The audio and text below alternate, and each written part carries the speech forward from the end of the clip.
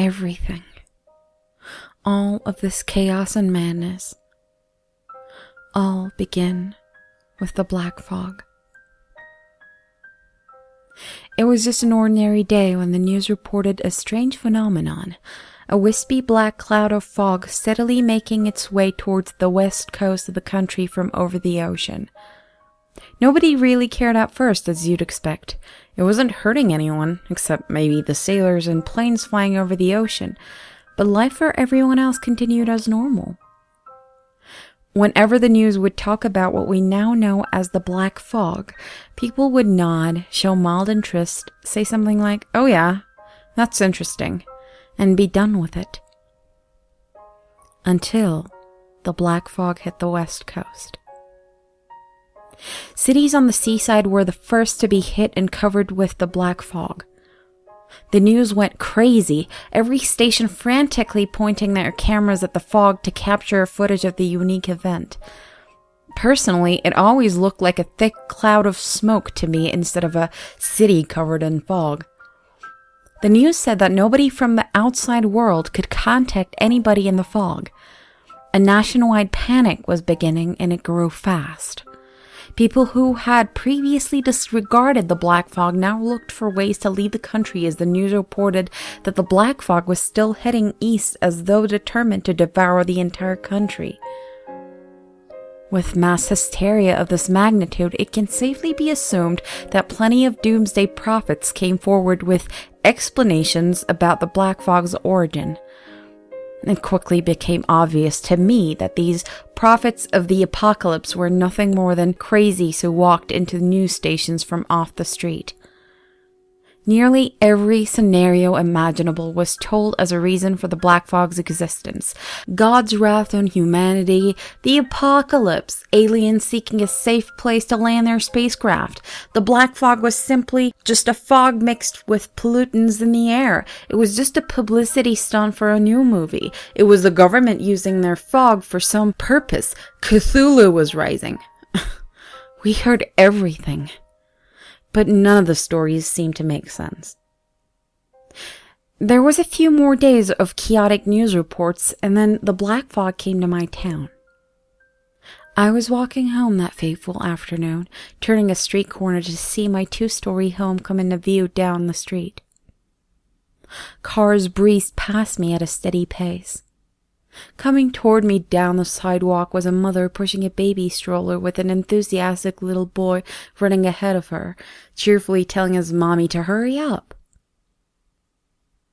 The grass was bright green in the warm summer atmosphere, and there were only a few white clouds in the sky to distract from the wild blue yonder above. A red car, side splattered with the thick mud, raced past me.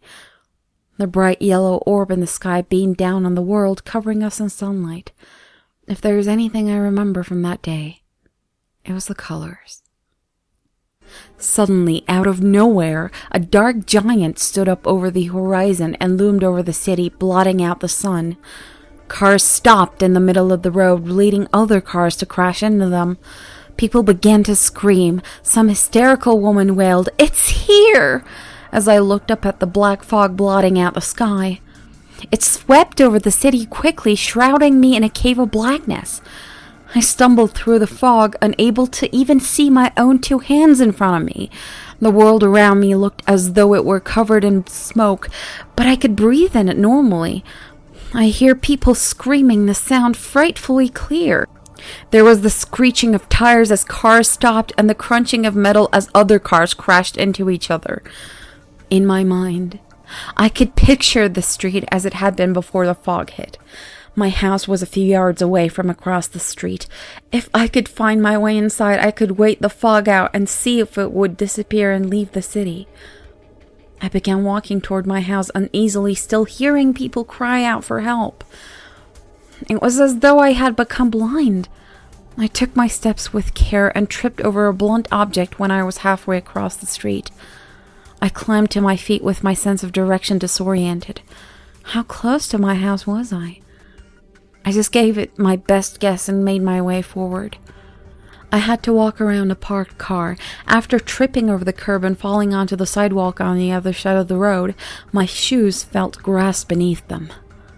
I wasn't entirely sure if it was my yard. I worked my way to the front door of the house and sighed in relief when I realized it was mine. I hurried inside, quickly closing the door behind me.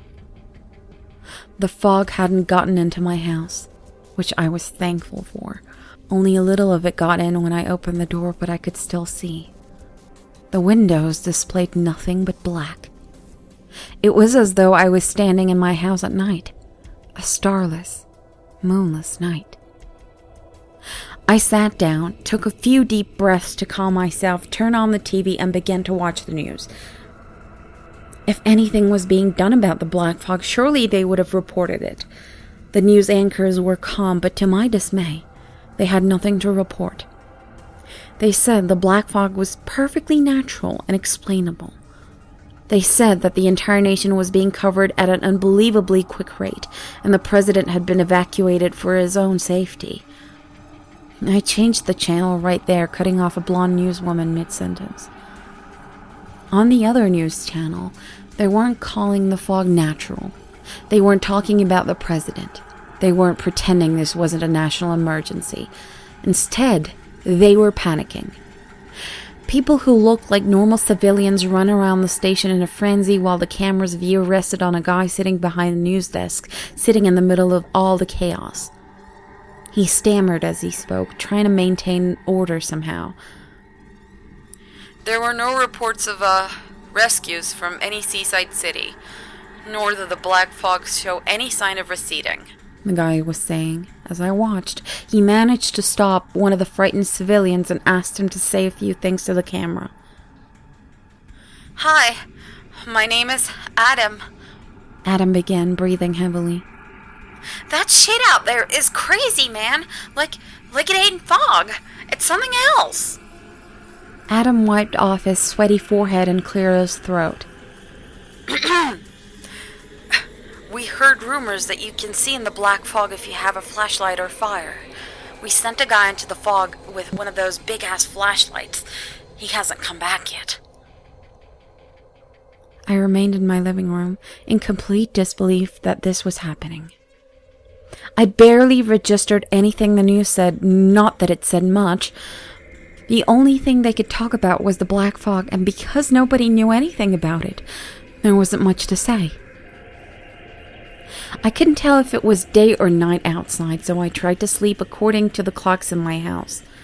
I slept on the hardwood in the living room, too wary and afraid to climb upstairs to my bedroom. When I woke up, I immediately turned on the TV again. Inside the news station, there were sleeping people mixed with people standing off camera who were in a rapid discussion about what to do. It was as though they had forgotten the camera was on. I decided to wait and see if they were going to give any piece of news that was worthwhile and went into the kitchen to fix myself something to eat. Fortunately, I had made a trip to the grocery store the day before it all started. Despite this, my appetite still wavered when I looked at the food. The black fog didn't feel real to me, almost like some kind of demented nightmare, but it still hurt to think about. I returned to the living room without eating anything and sat down on the couch and stared at the TV. After staring at the screen and listening to the people in the news station talk for an hour, I groaned. Survival was boring. I turned my head to the living room window and examined it from where I sat curiously. I think Adam had said something about being able to see in the black fog with. I jumped off the couch and stumbled over to the hall closet. After shuffling through the coats and other miscellaneous things, I found a flashlight. Clicking it on, I sighed in relief when a bright beam of light shot out. The first thing I'd seen since it all started.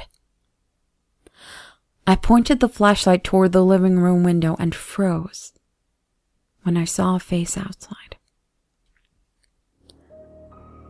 There was a man standing outside the window with his thin nose barely touching the glass. His face was horrible, yet I couldn't look away. The skin hung loosely on him, making him look like an old man. He had long, silver hair on his head a few strands of which were dangling limply over that face, but also huge bald patches. The worst part about the man was that he was smiling at me. He had a wide, toothy grin, but his eyes had black irises and white pupils. Near the bottom of the window, I could see that he was wearing a tom-up white shirt, but his smile hypnotized me. His eyes burned into mine.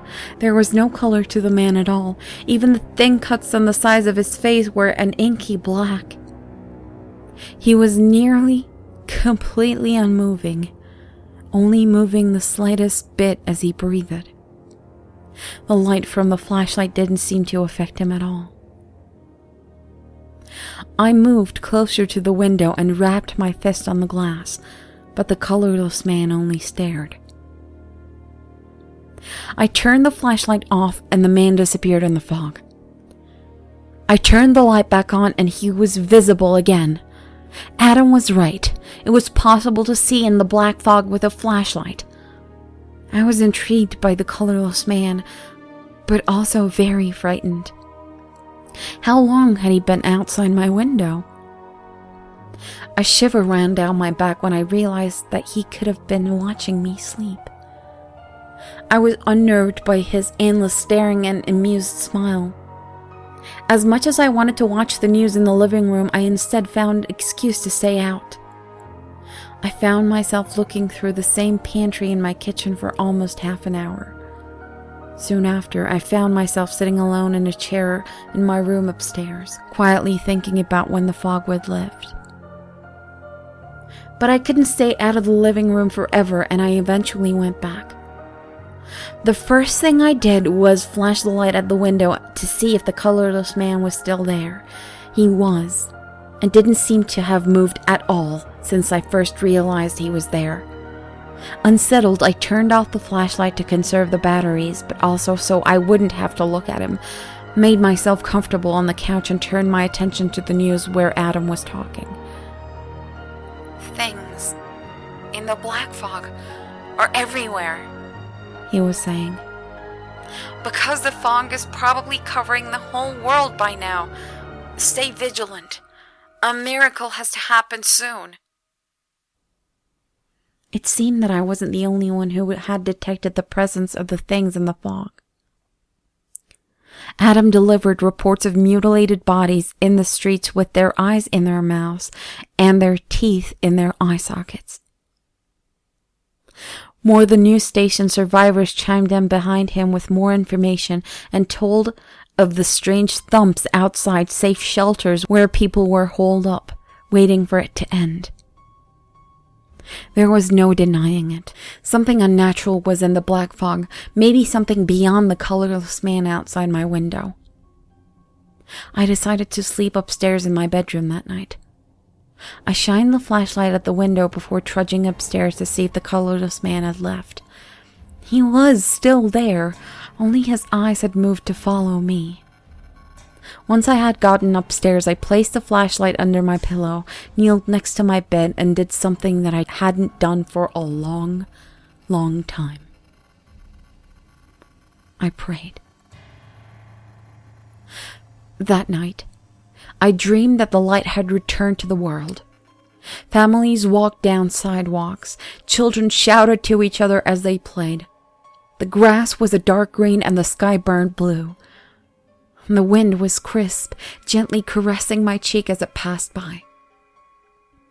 I looked around in wonder, and then noticed somebody standing behind me.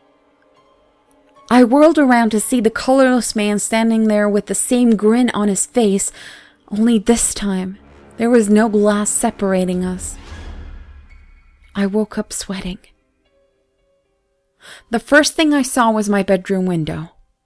Out of curiosity, I took the flashlight from under my pillow and pointed it at the window, my thumb flicking the switch on. I don't know what I was expecting to be there. I was probably thinking that the colorless man would somehow be outside my second-floor bedroom. Something was out there, but it wasn't him. This time, It was a woman with pale skin and long black hair. She looked younger than the colorless man, probably in her 20s, but she still had the same crooked grin, same vacant eyes, and the same unsettling stare. She was also completely drained of color.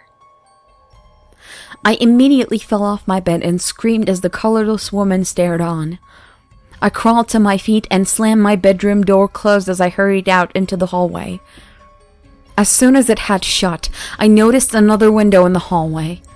I flashed a light at it and gasped when a fat, colorless man came into the light, grinning as though laughing at a private joke. I didn't know what to do. Total panic seized me, causing me to flee from the unseen eyes in the black fog. I shined the flashlight at every window I came across. I found another colorless woman in the guest room window and a thin, colorless man looking into the upstairs bathroom before I managed to reach the stairs. I practically flew down them and dived into the kitchen where I ducked under the table and tried to catch my breath. Out of the corner of my eye, I could see the kitchen window. As much as I didn't want to know if one of them was still there, I still flashed the light at the window. This one was the worst one yet. He resembled a wolf with a wide snout, shaggy black fur, and pointed ears, and he stared at me with wide, hungry, pupilless white eyes. For a crazy moment, I thought it must have been a wolf's skull or a mask, but then a thick dog tongue slid out of his mouth and licked his chops as he continued to gaze at me. There was a colorless person at every window in my house, I realized. I stumbled out of the kitchen to get away from the starving eyes of the colorless wolf and found myself standing in the living room. I flicked the flashlight on and pointed it at the window to see the colorless man was still there, patiently waiting. As I stared, his grin widened and revealed fangs like razors in the back of his mouth. His eyes flashed red, the first color I'd seen since the black fog had arrived. And then the flashlight died, leaving me alone in the dark. As I stood there, blinking in the utter blackness that surrounded me and pressed in from all sides, something began tapping on the living room window. As if in response, the colorless people began tapping on every window in the house. The sound was maddening, completely in unison and growing louder, more frequent as every second crept past. And I've been listening to them ever since. All of them just tapping on the windows. The sound never leaves, never stops, never pauses. Listening to that endless noise, I just know that it's tearing my mental state in half. I don't know how much longer I can take this. I just heard a window break. I hope to God it isn't the wolf.